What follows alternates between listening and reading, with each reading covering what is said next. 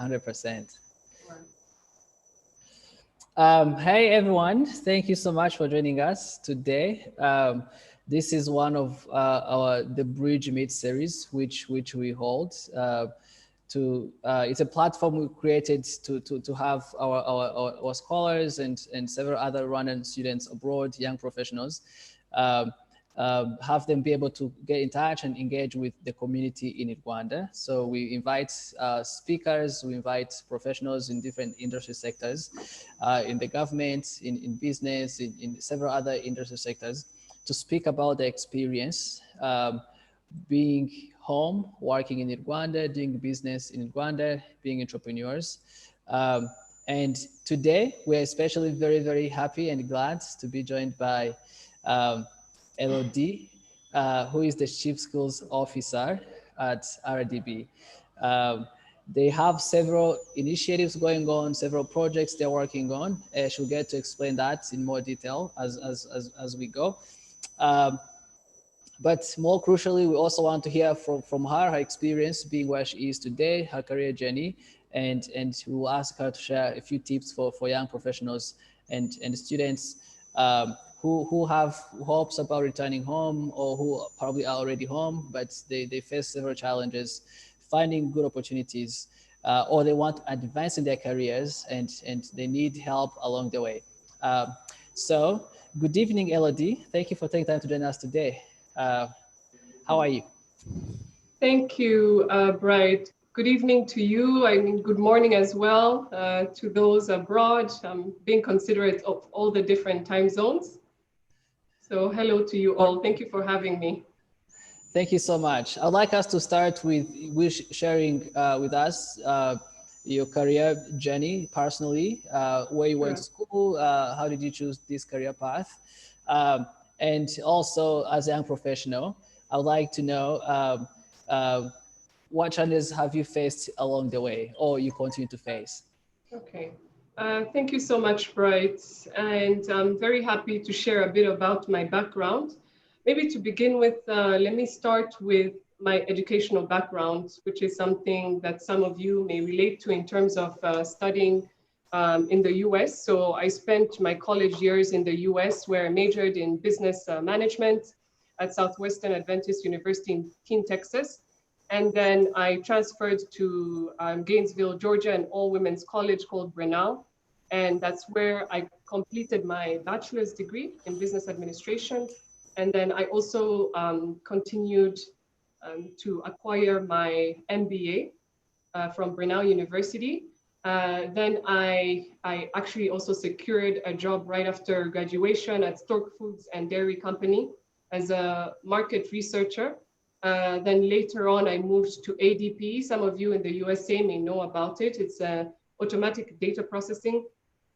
It's pretty much a payroll service company, resource management software and services company. But after about a year, I felt the urge to move back home, mainly to work here, but also because I was getting more and more homesick. So I believed that it was the right time to move back home. I got here and I started working at Airtel Rwanda. And this is where the journey of real exposure began, because I managed to understand how the private sector, especially the telecom sector, works here in Rwanda. It was a very exciting journey to begin my career path here in Rwanda. Once I was done with Airtel, I spent about a year there. I moved at Airtel as a business enterprise manager. So I dealt a lot with products and marketing and meeting customers and doing a lot of relationship management with different partners and stakeholders of this telecom. And so soon after that, I moved into meetings, incentives, conferences, and exhibition, what's known as the MICE sector. So I worked as part of an event secretariat unit, and we supported with planning the World Economic Forum, as you may recall, that happened here a couple of years ago, the African Union as well, and the Montreal Protocol agreement. So this was also an exciting journey for me because I got to learn a lot about the tourism and hospitality sector. I then moved on to work at Motorola Solutions in supporting to establish their operations here in Kigali, Rwanda. As some of you may know, I think you've seen the big logo of Motorola at Career Center in Kacyiru. And so I worked there for some time as well. That's before I joined RDB. And so I can say that my journey has been quite versatile in the sense that I've had exposure in the public and private sector. And certainly each comes with its own challenges. And mainly, I think the main challenge I faced was to quickly adapt on how these different sectors work, but to also try to be very flexible in the ways of working and understanding how different sectors demand different skill sets, but there are always those general soft skills that are required in this career. And I think that that challenge has helped me to also focus on my own soft skills, to know how to be adaptable and flexible in the environment I work in. And also something else that has maybe been a challenge is to remain unconventional, right? Because there's the way we're used on doing things and the way we believe something should be done, but really thinking out of the box. So it could come as a challenge when you have to go by a certain way of seeing things, but I believe every day has become a learning journey for me to adapt and to try and think out of the box. So I hope, right, that has given you a bit of a picture of my background in terms of my career, but also my educational journey. Thank you. That's very powerful and inspiring. As a college student or as a student of MBA in the US, was there an industry sector that you eyed, that you were looking to join, or were you open-minded about it? Did you just want to come and try different things and like you mentioned, be unconventional about it? Yes, yes. To be honest, I don't think I had a particular sector I was focusing on. I think because I did business management in college, I just felt like I had the opportunity to work in any sector. And so I wasn't narrow in terms of what particular sector to work in.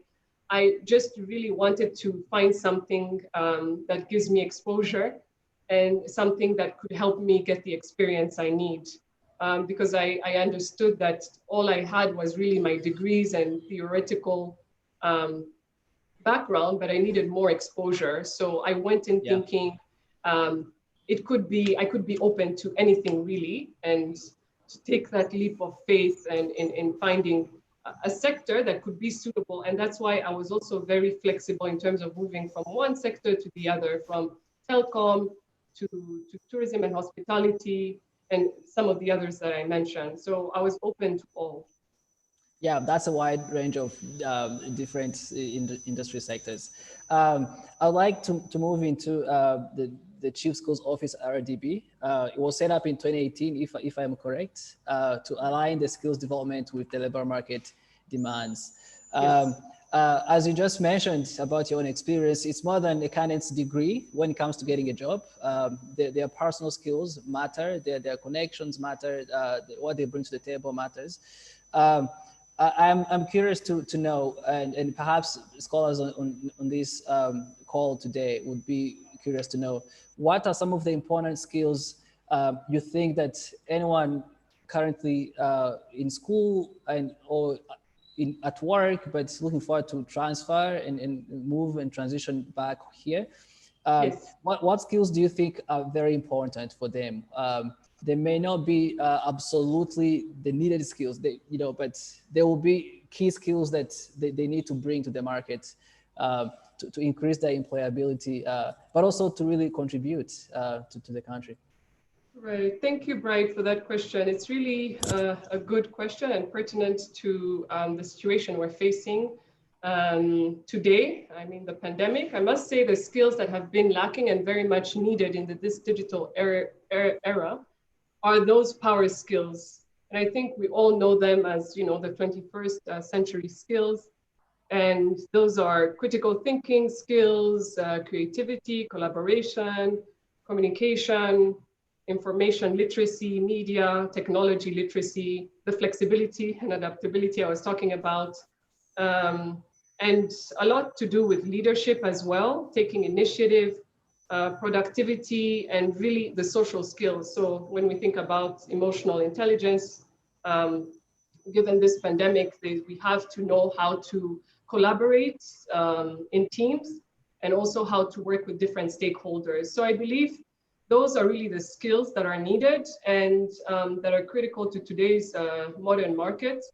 Each skill obviously is unique, and how it helps each candidate with job prospects comes back to the one quality that it has in common, and it's really about how essential it is in this age of internet.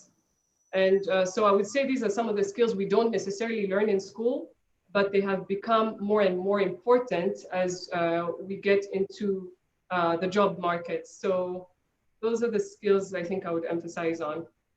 Yeah, thank you. How has the COVID-19 affected the job market in Rwanda? And do you see the market bouncing back soon?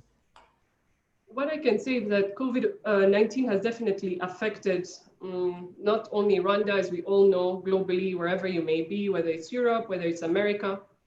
The job market has been significantly affected. As it speaks to Rwanda, I think we have been majorly affected in terms of unemployment.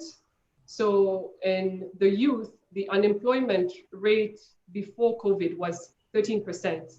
And in March, as soon as we hit the lockdown, it hiked up to 22%.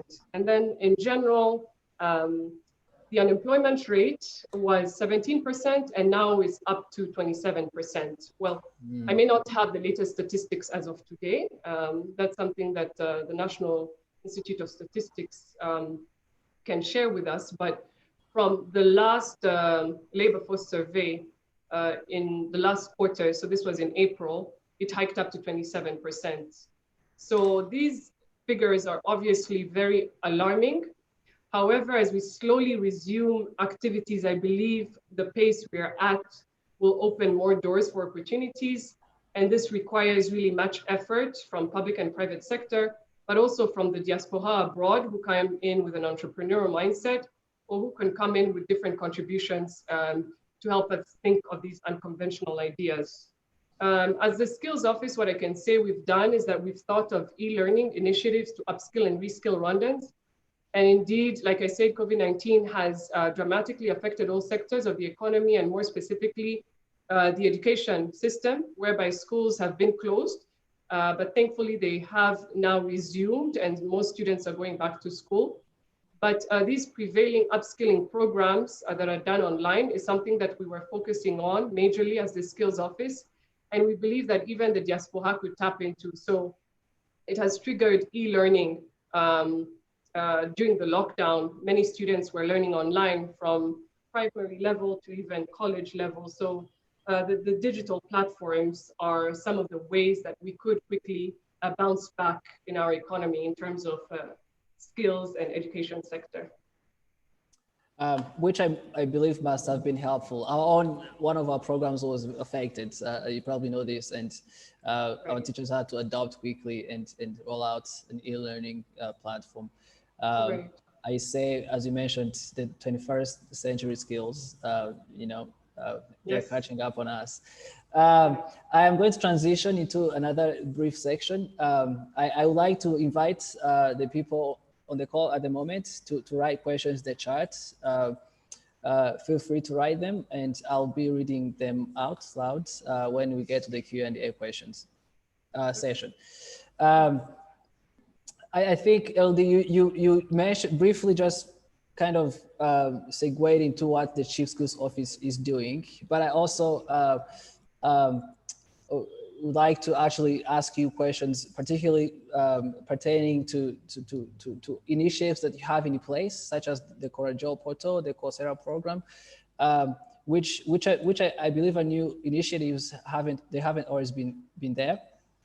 To what extent are these available to the students studying abroad or young professionals studying abroad, and how can they leverage a platform such as Quora to help with their transition And what other platforms or tools or help is in place for them to leverage and access and be able to have a better transition when they do. Thank you, Bright. I think this is the exciting part I like to talk about, Coursera, because everyone is very much interested. By the way, what's Coursera? Could you start with explaining what's Coursera?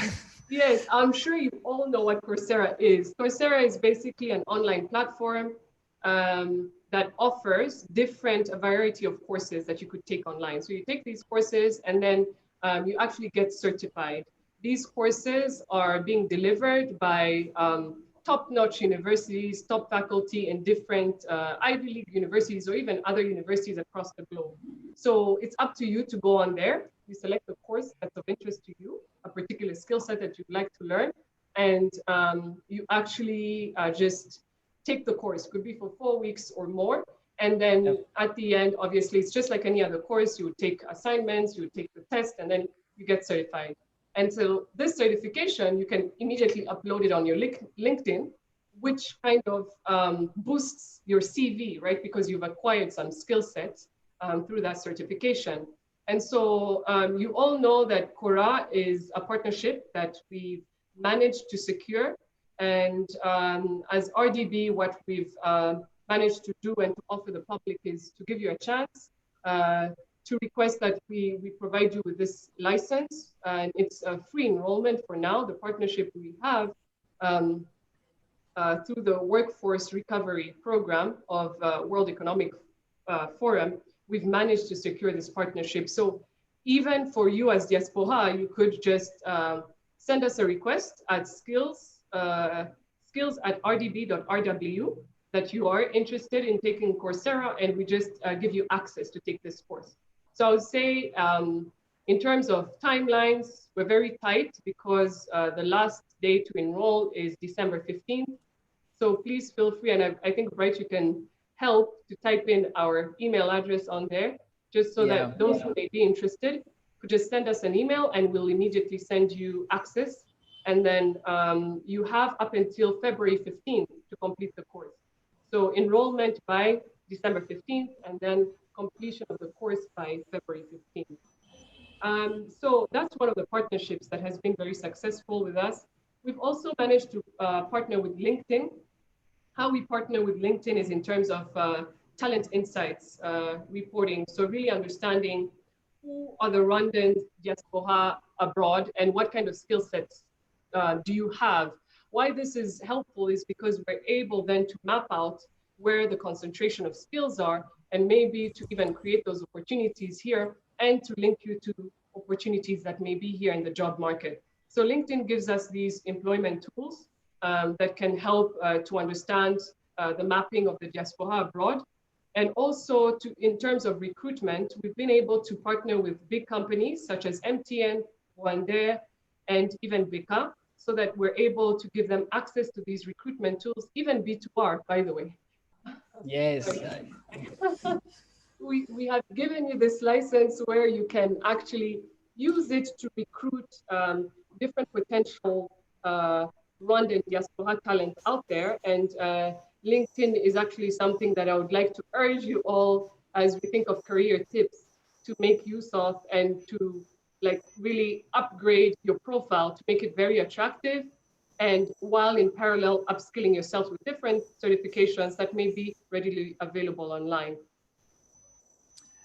One person quickly asked that how many courses is one allowed to register for Coursera? So you can take as many courses as you'd like, as long as you can actually manage to complete those courses. So to be honest, I've registered for like four or five courses, but I'm unable to take them all at the same time. I think I'm taking one and then I'll complete the one and maybe I'll take two light ones at the same time. But please feel free to take any course that you can manage to take. It's really up to you, depending. If you have all the time, I think you can take as many courses as possible. But it really requires effort, time, and so you may need to be strategic in the number of courses you're taking. Yeah, Great. I invite people to ask questions. I like to add that LinkedIn really is great. As Elodie just mentioned, we're happy to be lucky and privileged to have a close relationship with the Chief Skills Office, and we have the LinkedIn license.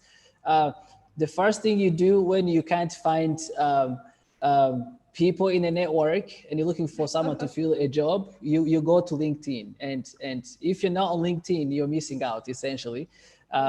So I really invite you to join and have your profile on LinkedIn. If you need help, RDB the Chief Skills Office has a person or two or three dedicated to just doing that. At the bridge, we can also help. We're very much happy to help. Great. Okay, so one person asked, how do they facilitate interns, not necessarily full-time jobs? Could you briefly mention that? I know there's an internship program that the Chief Skills Office supports. Right. We do have an internship program. Thank you for asking that question, Nicole. We do have an internship program here at RDB.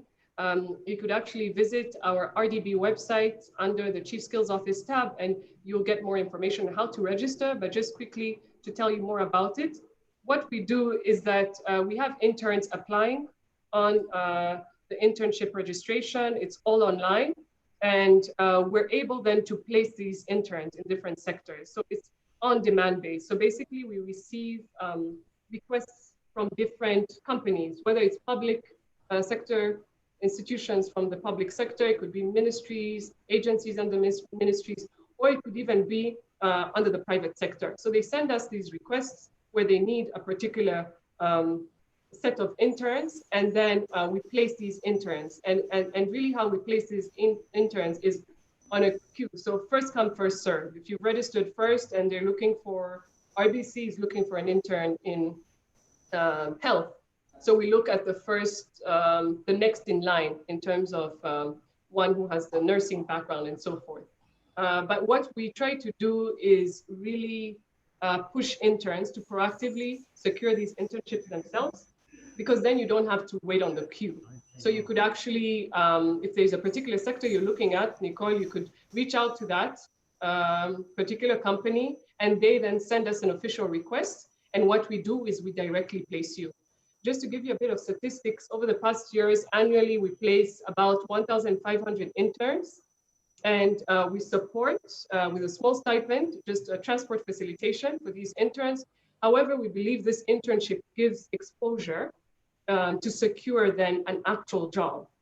So that's just a bit about the internship program, and you could please feel free to log into our app and then register.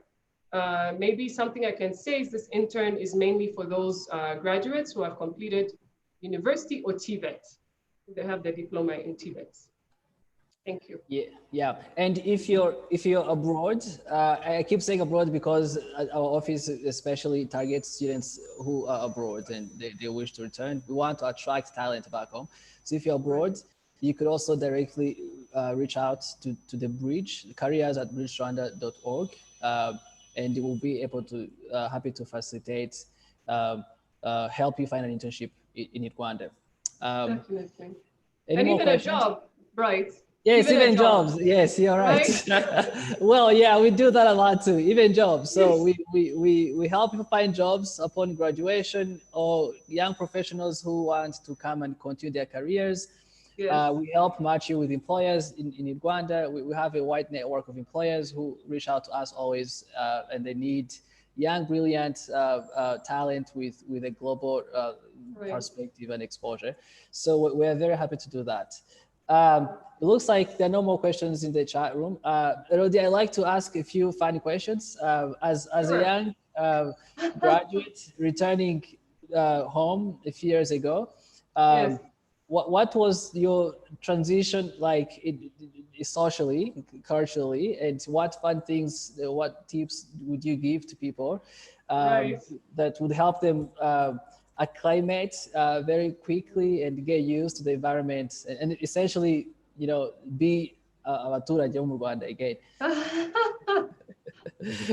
So, Rakoze Bright, I think that really, you know, the Rwandan spirit stays in us. Whether we're in Rwanda, whether we're abroad, you come back with your Rwandan spirit. What I can say is that you also have to come back with a very open mind, right? So in terms of, maybe you may have left during high school or when you were starting college, and so you've been in the US or you've been in Europe or in Asia for a long period of time, 10 plus years.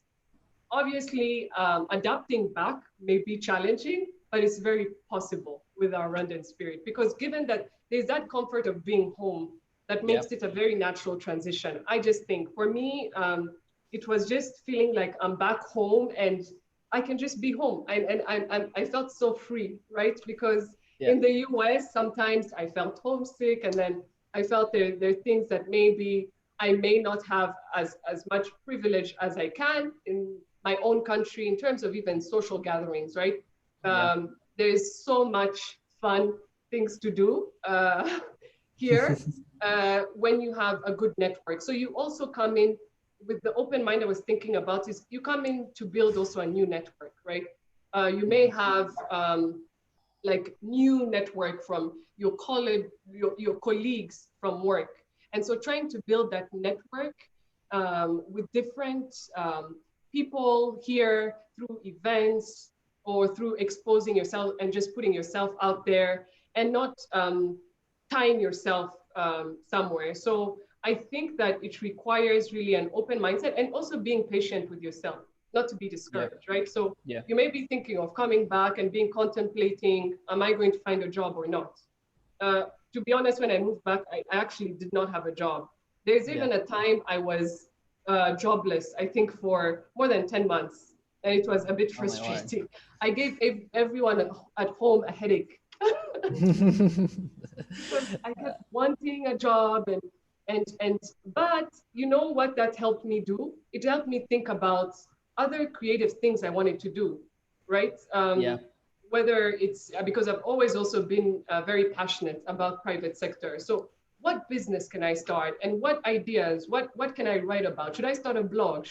And it gives you these ideas that you start, and as soon as I secured a job, I was already thinking of great initiatives.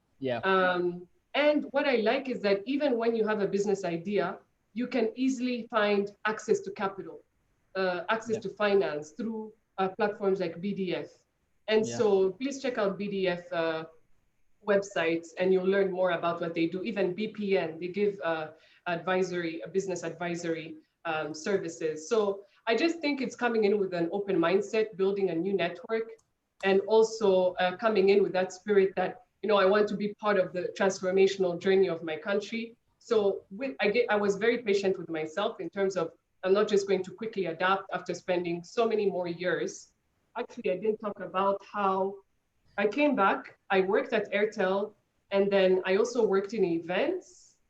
And then I actually worked at Airtel, and then I felt like I needed to go back to school. So I went back and I went back to the US. I went to the University of San Francisco, where I did a master's in organizational leadership. And I just felt like I needed to a refresher, upskill myself. And so when I came back, I also had to readapt again, but that was for a short period of time, a year. Previously, I was in the US for 8+ years. So I was very patient with myself, but having that understanding that I'm back home made it all possible and easy at some point. Home is always the best, east west, they say. I can imagine 10 years is quite a long time. I can see some people try to book a flight back to the US, but as Elodie just mentioned, I think sometimes it really works quickly. I think many students and young professionals now, I think they would have better luck because we have all these platforms. We have the Bridge, we have the Chief Schools Office, Cora, several platforms in place that would accelerate their job search process. Elodie, I can't thank you enough. I think if you have any last minute tips, advice please feel free, and then we shall come to an end of this session. Thank you, Bright, and really thank you so much for having me. I greatly appreciate this time. Maybe the last few words I would like to say is that I can encourage anyone who may be thinking of coming back home to take that leap of faith. Maybe it may be easy to say move back without necessarily securing a job, but sometimes it takes taking a risk and taking that leap to actually find an opportunity.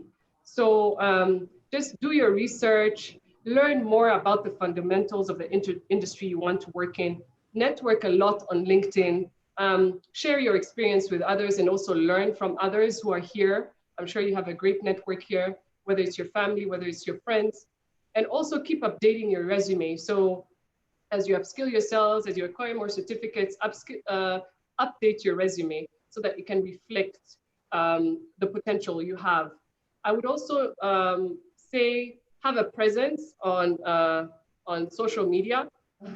Maybe not necessarily, I'm not saying Instagram, but I'm saying like also Twitter, because it has a lot of information to give you. There's always opportunities out there that you can find out about from staffing agencies like B2R, or even from other service training providers that we're always collaborating with.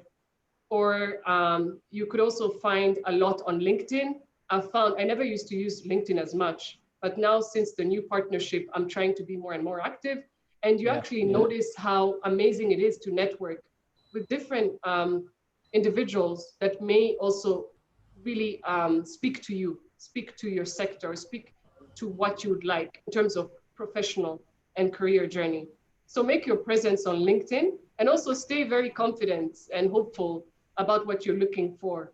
Have it in mind, but also go for it until you get to what you want. So I think also having a vision of what you want, but starting somewhere so that you can get to that vision. And lastly, do not be discouraged, right? So I'm sure we all face moments where we may not have what we really want, but if we're persistent, we actually get there. And the more you put in, the more work you put in, the more you show your competencies and the more you're able to secure something that you're passionate about. So those are my last few words. I hope they were not too long, Bright, but really I would like to thank you for this opportunity. And also thank you for engaging with the diaspora abroad. Please feel free to contact us. Actually, something I may have missed out, Bright, is that we can also facilitate as the skills office. If, especially if you have rare and critical skills, please send over your CV. We're always in touch with B2R, who could place you in the different sectors that may be looking for your skill sets. Send over your CVs. We'll share to as many staffing agencies as possible because we partner with them, and they'll be able to help you to find the opportunities. So don't shy away from reaching out to us. Thank you. Absolutely. Communicate. Thanks so much, Elodie. I can't thank you enough. We're going to take a group picture. Ask me how. Please turn on your video and I'll show you how. Stella, Alvin, Sandra, Ivani, and Nicole, if you could, please.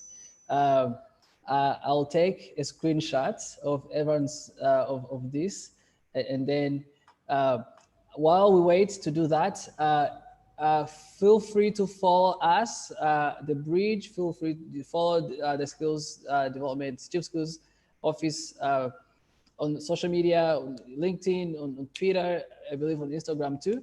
There is so much content that we both release on a weekly basis that might be useful to you. Looks like people will not share their videos. I will just go ahead and do with the two pictures that we have. All right. I wish everyone a great evening. This was great. Thanks so much. Thank you. Thanks. Bye. Bye.